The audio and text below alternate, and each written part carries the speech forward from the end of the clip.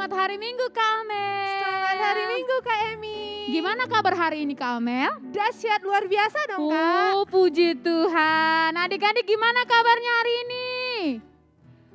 Wah. Luar biasa juga.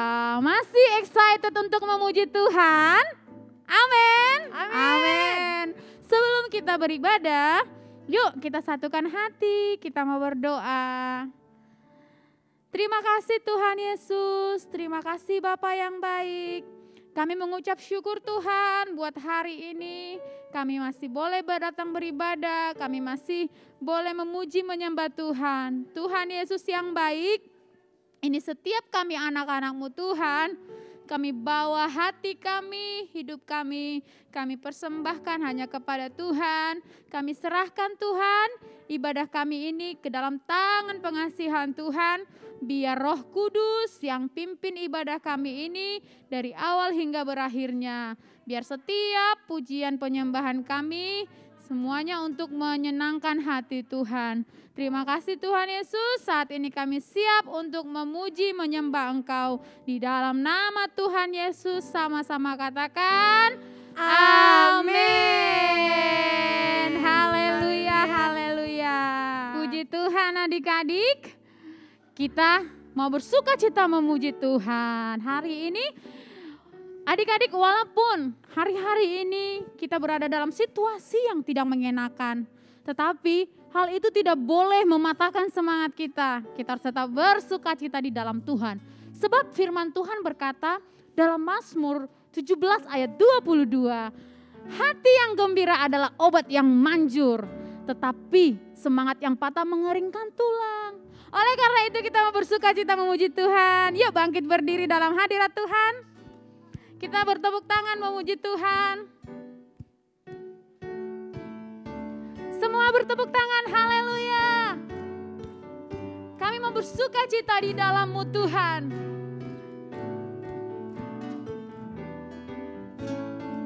Sama-sama katakan, hati yang gembira adalah obat yang manjur, seperti obat hati yang senang,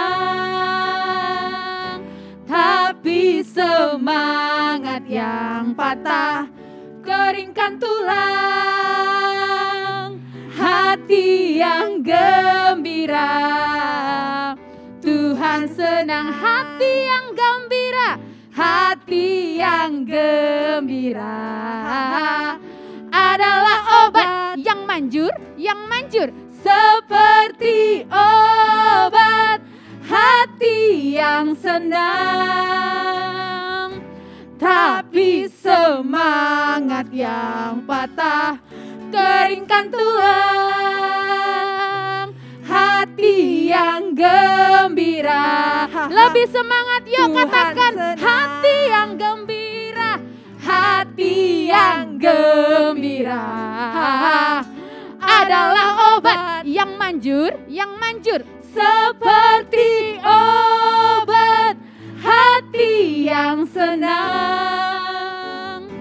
tapi semangat yang patah keringkan tulang.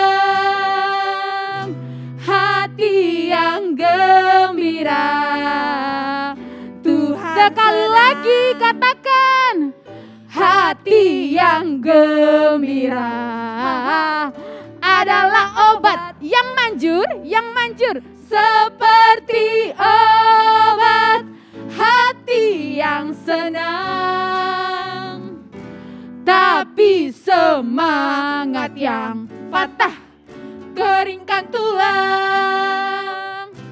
Hati yang gembira, Tuhan senang.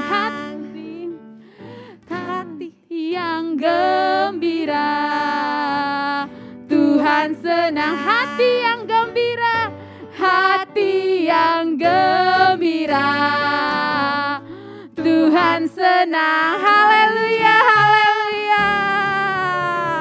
Hati yang gembira, Tuhan senang. Kita masih bersuka cita memuji Tuhan. Kita masih bersorak-sorak memuliakan namanya. Segala puji syukur hanya bagi-Mu Tuhan. Sambil menari buat Tuhan yuk.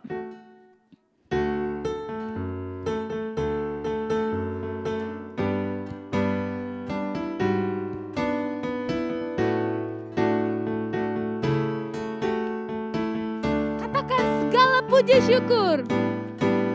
Segala puji syukur hanya bagimu Tuhan, sebab Kau yang layak dipuja. Kami mau bersorak, tinggikan nama-Mu Tuhan. Haleluya. Segala puji syukur, segala puji syukur hanya bagimu Tuhan, sebab Kau yang layak dipuja. Kami mau bersorak, tinggikan nama-Mu Tuhan. Soraklah haleluya sebelah kanan dulu yuk. Soraklah haleluya, soraklah haleluya, haleluya, soraklah haleluya, soraklah haleluya, soraklah haleluya.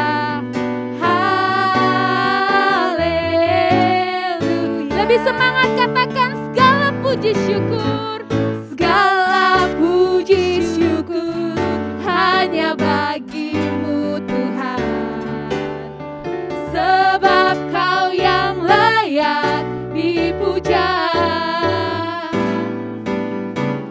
Kami mau bersorak, tinggikan nama-Mu Tuhan.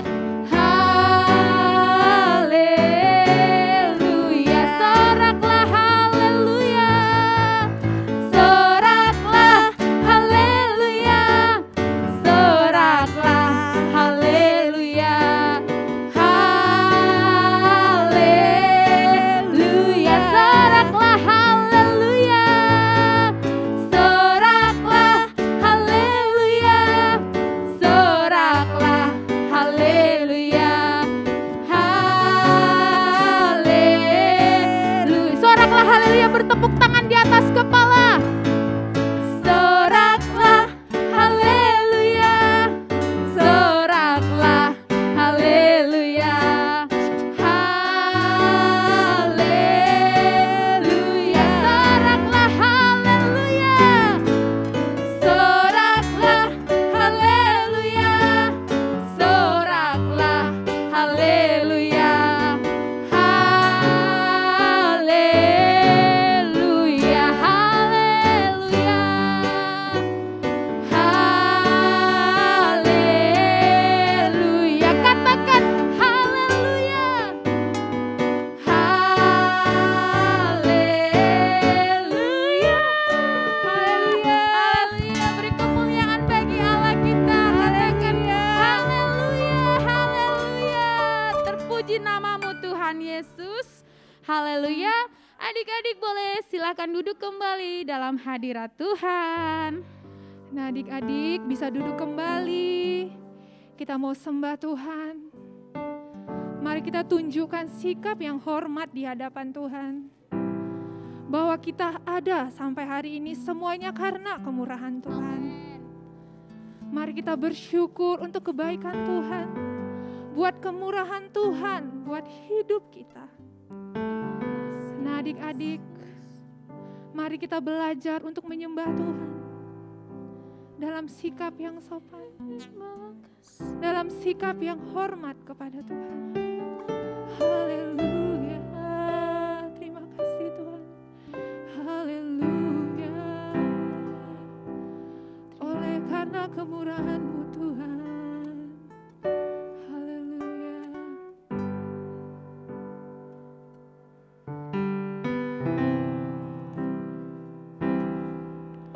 Oleh karena karena kemurahan Tuhan ku ada sampai hari ini.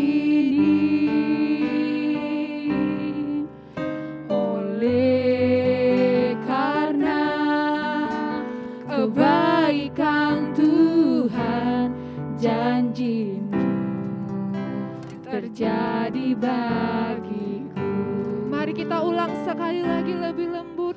Oleh karena kemurahan Tuhan ku ada sampai hari ini.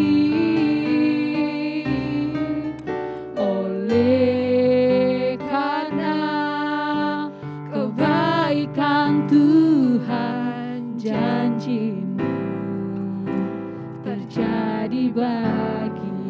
Ku sembah Kau Tuhan, ku sembah Kau Tuhan, ku mengangkat tanganku, selamanya Kau ajaib bagiku. Ku sembah Kau Tuhan, ku mengangkat wajahku, selamanya Kau hebat bagiku. Ku sembah Kau Tuhan, ku sembah Kau Tuhan, ku mengangkat tanganku, selamanya Kau ajaib bagiku.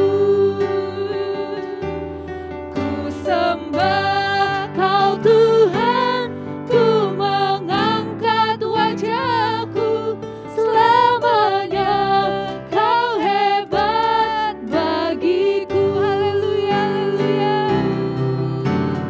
haleluya. Haleluya,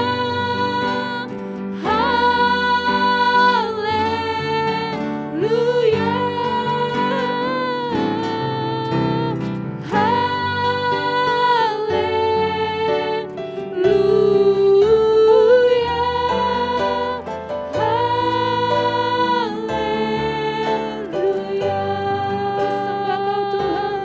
Ku sembah Kau Tuhan, ku mengangkat tanganku, selamanya Kau ajaib bagiku. Ku sembah Kau Tuhan, ku mengangkat wajahku, selamanya Kau hebat bagiku. Selamanya Kau hebat bagiku. Selamanya Kau hebat bagiku. Haleluya Tuhan, Kau hebat bagiku Yesus. Haleluya Tuhan. ya adik-adik kita sama-sama menyembah Tuhan. Katakan terima kasih Tuhan. Terima kasih untuk kemurahan-Mu atas hidup kami. Kami ada sampai hari ini. Semuanya karena kemurahan-Mu. Haleluya Tuhan. Kau sangat baik. Terima kasih Tuhan. Haleluya. Kau Bapa yang baik. Haleluya Tuhan. Haleluya.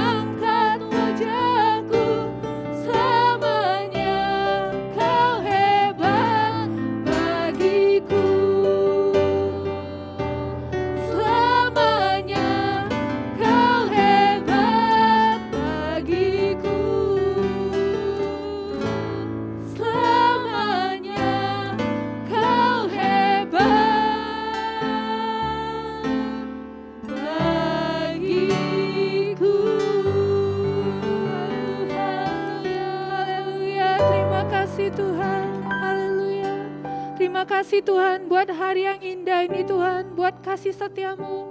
Tuhan, sebentar Tuhan kami mau mendengarkan sebagian dari isi firman-Mu. Berkati Tuhan, biarlah firman itu dapat tertabur dan benih itu menjadi buah di dalam kehidupan kami sehari-hari. Terima kasih Tuhan buat kasih setiamu, buat kebaikan-Mu Bapa. Engkau sangat amat baik. Haleluya, amin. Shalom teman-teman. Sekarang kita akan memberikan persembahan ya. Sebelum memberikan persembahan, kita berdoa dulu. Tuhan Yesus berkati kami ingin memberikan persembahan. Berkati orang tua kami dan juga berkati teman-teman kami. Terima kasih Tuhan Yesus. Haleluya, amin.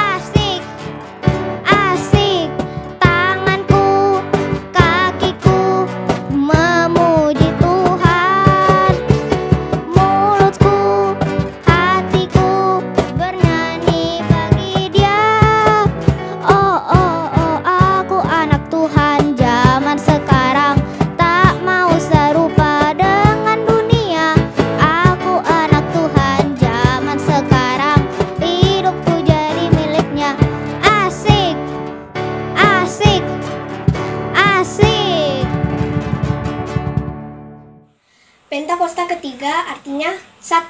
Pencurahan Roh Kudus yang dahsyat di zaman now. 2. Penuaian jiwa yang terbesar dan terakhir. 3. Bangkitnya generasi Yeremia dipenuhi Roh Kudus, cinta Tuhan, tidak kompromi dengan dosa, dan memenangkan banyak jiwa. 4. Dari Indonesia ke bangsa-bangsa, gerakan dari timur ke barat dan kembali lagi ke Yerusalem. 5. Kuasa untuk menyelesaikan amanat agung Tuhan Yesus. Mazmur 91. Dalam lindungan Allah. Orang yang duduk dalam lindungan yang maha tinggi dan bermalam dalam naungan yang maha kuasa akan berkata kepada Tuhan, tempat perlindunganku dan kubu pertahananku, Allahku yang kupercayai. Sungguh, Dialah yang akan melepaskan engkau dari jerat penangkap burung, dari penyakit sampar yang busuk. Dengan kepaknya ia akan menudungi engkau. Di bawah sayapnya engkau akan berlindung. Kesetiaannya ialah perisai dan pagar tembok. Engkau tak usah takut terhadap kedahsyatan malam, terhadap panah yang terbang di waktu siang, terhadap penyakit sampar yang berjalan di dalam gelap, terhadap penyakit menular yang mengamuk di waktu petang.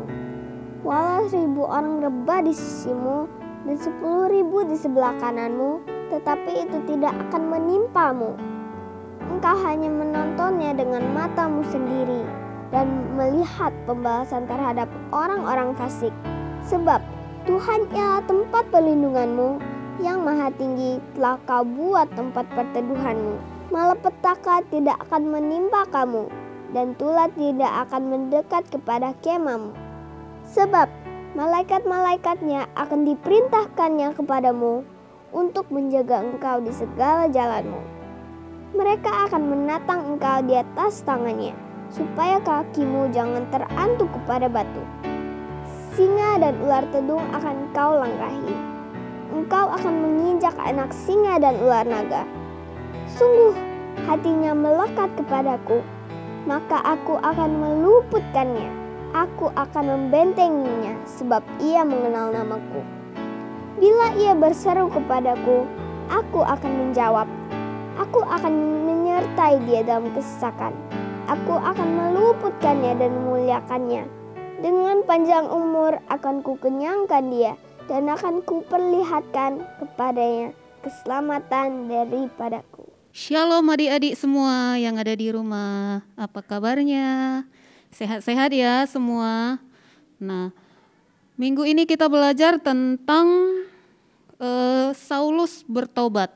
Ada di Kisah Para Rasul 9 ayat 1 sampai 31. Nah, adik-adik bisa buka Alkitabnya ya.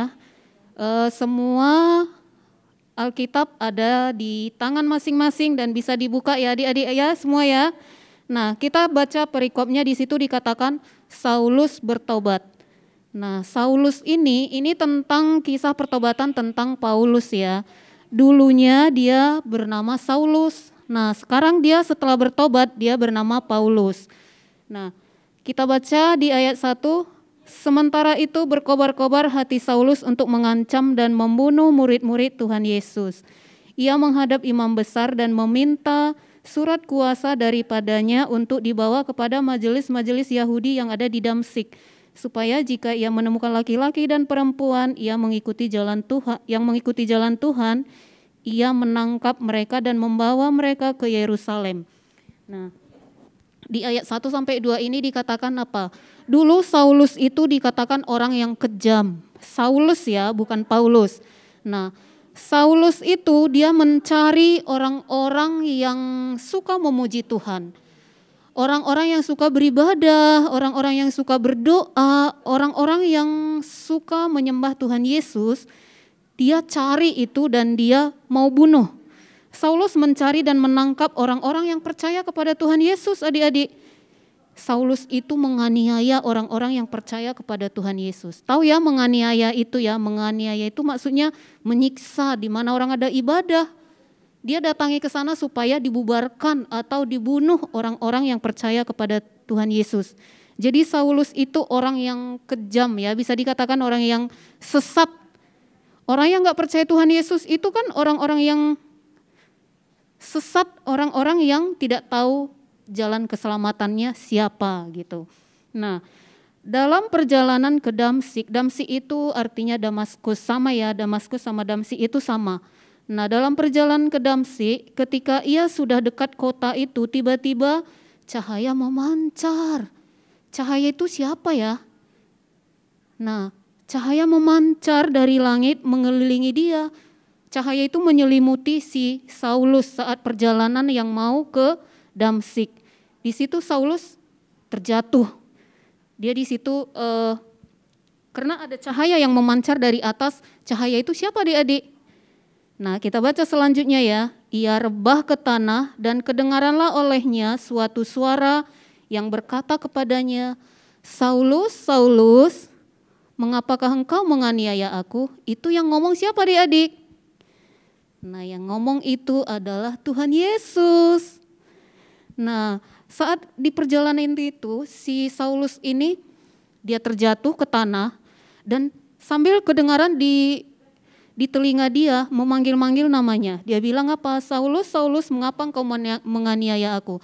Jadi kalau orang Kristen percaya kepada Tuhan Yesus, kita dianiaya, kita dibunuh, kita disiksa, itu adalah Tuhan sendiri yang berurusan dengan mereka yang suka mengganggu, yang suka mengacaukan tempat-tempat ibadah. Biar aja Tuhan yang berperkara, seperti yang si Saulus ini. Tuhan sendiri kan yang ngomong kepada Saulus. Nah, dia bilang apa? Jawab Saulus, siapakah engkau Tuhan? Saulus sambil dia udah terjatuh ke tanah, saat dipanggil namanya Saulus, dia langsung ngomong ke Tuhan Yesus. Dia bilang apa? Siapakah engkau Tuhan? Katanya. Kata ini siapa ya? Tuhan Yesus menjawab, akulah yang kamu aniaya itu. Nah, berarti saat orang Kristen dianiaya, kalau orang-orang yang gak percaya sama Tuhan Yesus, kita diganggu saat beribadah, kita diganggu saat berdoa contohnya, berarti yang berurusan sendiri adalah Tuhan Yesus. Kita jangan membalas, biarkan aja Tuhan yang berurusan. Seperti si Saulus ini, dia bilang apa? Tuhan Yesus sendiri loh yang ngomong adik-adik. Dia bilang, siapakah engkau Tuhan? Katanya. Nah, tetapi bangunlah dan pergilah ke dalam kota. Di sana akan dikatakan kepadamu apa yang harus kuperbuat. Di sini si Saulus ini dia udah nggak tahu lagi apa yang harus dikerjakan dia. Tapi Tuhan bilang apa? Pergilah ke kota itu katanya. Apa yang harus kamu perbuat katanya. Maka termangu-mangulah teman-temannya seperjalanan, teman-teman si Saulus maksudnya ya. Mereka itu mungkin kayak heran kenapa dia ya kayak gitu. Nah, kita baca selanjutnya, Saulus bangun dan berdiri lalu membuka matanya. Tetapi ia tidak melihat siapapun. Tuhan Yesus kita kan gak bisa lihat secara langsung. Sama seperti Saulus. Saulus ini dia gak melihat siapa yang ngomong ya. Siapa itu yang tadi ngomong ke telinga saya kok kedengaran, atau saya yang salah dengar, mungkin seperti itu.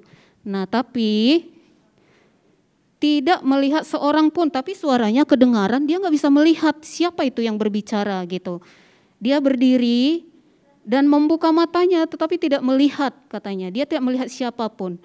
Mereka harus menuntun dia masuk ke Damsyik, dia tidak tahu lagi dia mau kemana. Tetapi teman-teman dia menuntun dia mau ke Damsyik. Damsyik itu tadi Damaskus ya, sama ya adik-adik ya. Nah 3 hari lamanya ia tidak makan dan minum. 3 hari lamanya ia tidak makan dan minum. Ia tidak bisa melihat, berarti dia buta. Si Saulus ini buta, dia tidak bisa melihat. Dan 3 hari lamanya ia tidak makan dan tidak minum. Nah di Damsyik ada seorang murid Tuhan yang bernama Ananias. Ananias ini adik-adik murid yang percaya kepada Tuhan Yesus. Dan firman Tuhan berkata kepada si Ananias ini, dia bilang apa? Lewat penglihatan, dia lewat penglihatan. Ada kan orang yang dari mimpi, ada yang penglihatan, Tuhan Yesus berbicara. Nah saat berdoa kita bisa dengar Tuhan Yesus ngomong apa, ada yang bisa melihat. Nah si Ananias dia lewat penglihatan, dia bilang apa?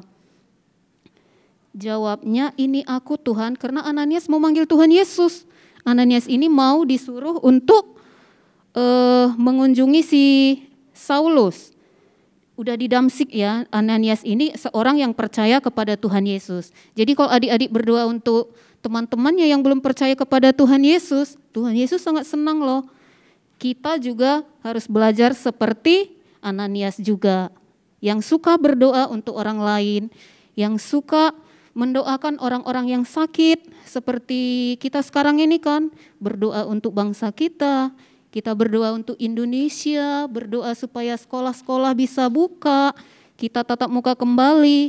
Nah, berarti di sini kita diajar untuk tetap percaya dan tetap kita berdoa memohon kepada Tuhan. Nah, Ananias menjawab apa? Ini aku Tuhan. Jadi kalau disuruh berdoa jangan diabaikan, jangan dicuekin. Kalau hati kita suruh berdoa, kita harus berdoa aja. Mana tahu Tuhan berbicara, mana tahu itu dari Roh Kudus gitu.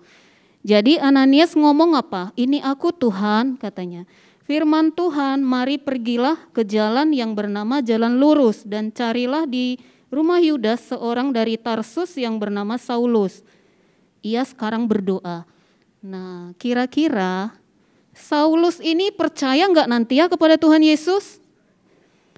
Karena udah seorang murid Tuhan yang mau mendoakan dia, mau mengunjungi dia. Supaya Saulus mencari jalan lurus itu. Karena dia kan udah dipanggil Tuhan Yesus. Saulus, Saulus, mengapa engkau menganiaya aku? Berarti itu udah panggilan dong sama Saulus. Nah, saat Ananias, kita lompat ke ayat 17 ya. Lalu pergilah Ananias ke situ dan masuk ke rumah itu. Ia menumpangkan tangannya ke atas Saulus. Dia berdoa kepada Saulus. Katanya, Saulus, saudaraku, Tuhan Yesus telah menampakkan diri kepadamu. Kenapa dia langsung ngomong kayak gitu? Karena Saulus ini belum percaya Tuhan Yesus. Dia orangnya kejam. Dia sukanya membunuh orang yang percaya kepada Tuhan Yesus. Padahal dia udah pernah belajar tentang Alkitab, si Saulus ini. Tapi dia tetap enggak percaya bahwa Tuhan Yesuslah jalan keselamatan. Kalau kita mau masuk surga, kita percaya kepada Tuhan Yesus. Karena hanya Tuhan Yesus yang jalan satu-satunya. Nah, dia bilang apa si Ananias? Saulus, saudaraku, Tuhan Yesus telah menampakkan diri kepadamu di jalan yang engkau lalui dan menyuruh aku supaya engkau dapat melihat dan penuh dengan Roh Kudus. Wow, dahsyat ya adik-adik.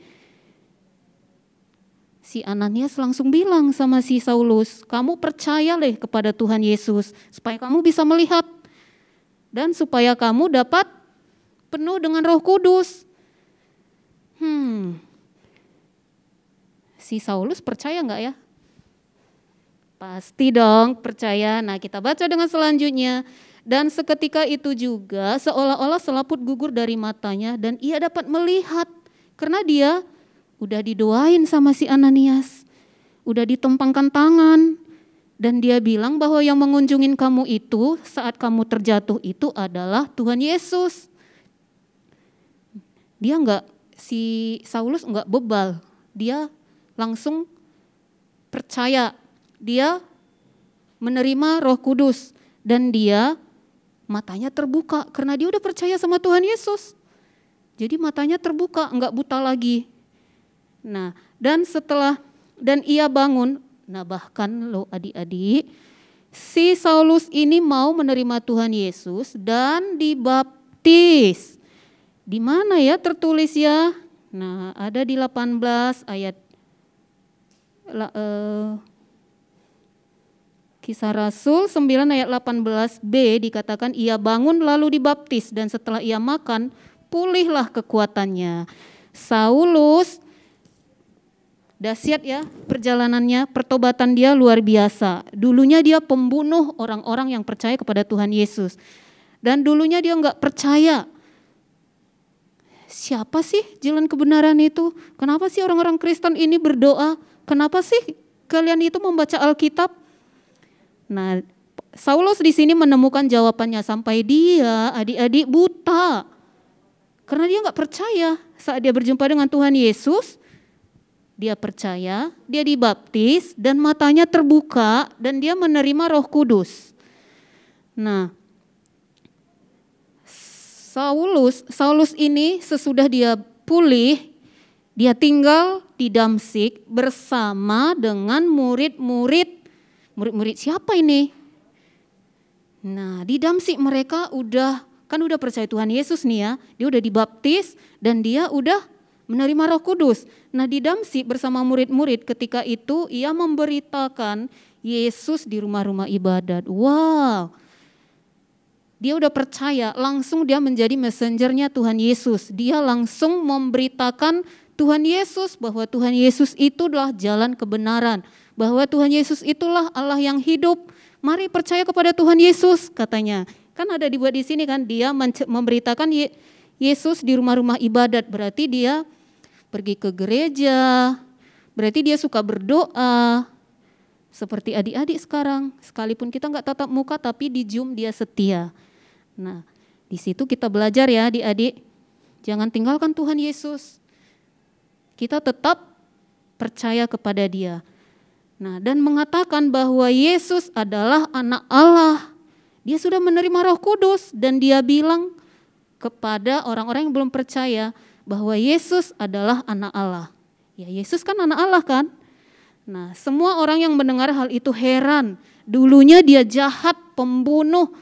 Dulunya dia orang yang gak percaya Tuhan Yesus. Tiba-tiba dia memberitakan firman Tuhan. Tiba-tiba dia menceritakan bahwa Yesus adalah anak Allah. Ya heran dong sekelilingnya. Dia bilang apa? Loh, kok dia jadi percaya Tuhan Yesus ya? Padahal kemarin pembunuh. Padahal dia mengganggu rumah ibadat. Ada kan di bangsa kita ini juga yang suka membakar gereja-gereja. Mungkin dulu Saulus seperti itu. Yang suka mengganggu orang yang beribadah. Yang suka mengganggu anak-anak Tuhan. Contohnya dia di FC, diganggu, dilempari. Nah, itu contohnya ya adik-adik. Tapi setelah berjumpa dengan Tuhan Yesus, dia bilang apa? Dia menceritakan bahwa Yesuslah jalan kebenaran. Dia menceritakan bahwa Yesus itu hidup, bahwa Yesus itulah anak Allah. Mari kita belajar dari Saulus. Dan semua orang yang mendengar itu heran. Adik-adik juga bisa seperti Saulus menjadi Paulus ya. Dulu sekalipun kita saat ini contohnya orang-orang yang agak bandel atau orang yang enggak percaya tapi pura-pura mengikuti ibadah. Tuhan Yesus tahu gitu. Nah, tapi tetaplah percaya dan selalu andalkan Tuhan Yesus. Tuhan Yesus itu bisa melakukan apa saja buat kita. Nah, kita lompat ke ayat 27 ya. 26. Setibanya di Yerusalem, Saulus mencoba menggabungkan diri kepada murid-murid, tetapi semuanya takut kepadanya karena mereka tidak dapat percaya bahwa ia juga seorang murid. Setelah dia bergabung dengan anak-anak Tuhan, murid-murid yang suka berdoa, yang suka memuji menyembah Tuhan, teman-temannya heran dan mereka takut. Dulu kan dia pembunuh, kenapa dia gabung sama kita? Atau dia mau mengacaukan kita juga ya? Nah, mungkin seperti itu. Jadi mereka takut, murid-murid ini. Dan orang-orang yang di situ pun jadi takut karena dulunya dia pembunuh. Karena dulunya dia suka memenjarakan orang. Dia bejat, sesat, dia kejam. Kalau orang kejam pasti dijauhin orang kan adik-adik. Kalau orang baik baru banyak temannya. Tapi kalau orang kejam, kasar, pasti dijauhin orang. Nah, sekarang dia berubah. Nah, dan Saulus tetap bersama-sama dengan mereka di Yerusalem. Dan dengan keberanian mengajar dalam nama Tuhan. Nah, dibilang dia mengajar dalam nama Tuhan. Saulus sudah menjadi pengajar. Dan dia selalu berkata dalam nama Yesus. Jadi kalau kita berdoa, di akhirnya kita ucapkan apa? Dalam nama Yesus. Sama, jadi si Saulus ini dia udah bilang apa? Dia udah percaya Tuhan Yesus, sudah menerima Roh Kudus. Jadi kalau dia memberitakan firman Tuhan atau berdoa, dia akhiri dengan kata dalam nama Yesus. Kita juga harus belajar ya, seperti itu. Jangan cuek, jangan asal-asal untuk berkata-kata. Nah, sama dengan ini, dia mengajar dalam nama Tuhan. Ia berbicara bersoal jawab dengan orang-orang Yahudi yang berbahasa Yunani. Tetapi mereka itu berusaha membunuh dia. Akan tetapi setelah hal itu diketahui oleh saudara-saudara anggota jemaat, mereka membawa dia ke Kaisarea dan di situ membantu dia ke Tarsus. Nah, selama beberapa waktu jemaat di Yudea, Galilea dan Samaria berada dalam keadaan damai.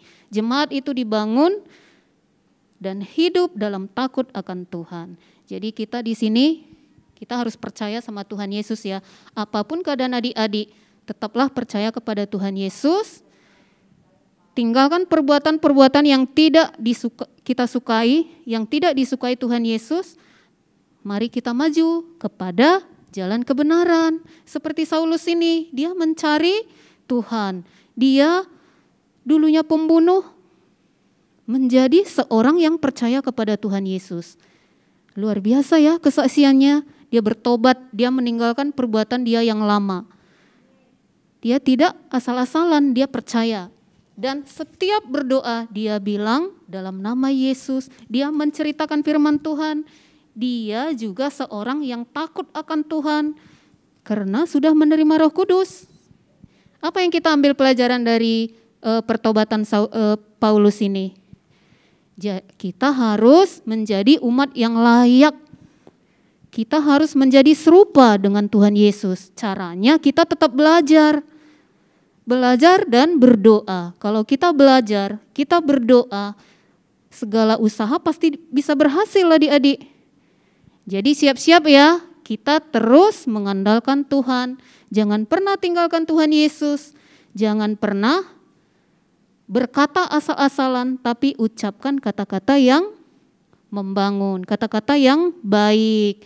Nah, di sini kita diajarin untuk selalu berbuat baik dan selalu percaya. Udah adik-adik, sekarang kita tutup, kita doa. Semua tutup bukunya, Alkitabnya semua ditutup, lipat tangannya. Yuk kita berdoa yuk.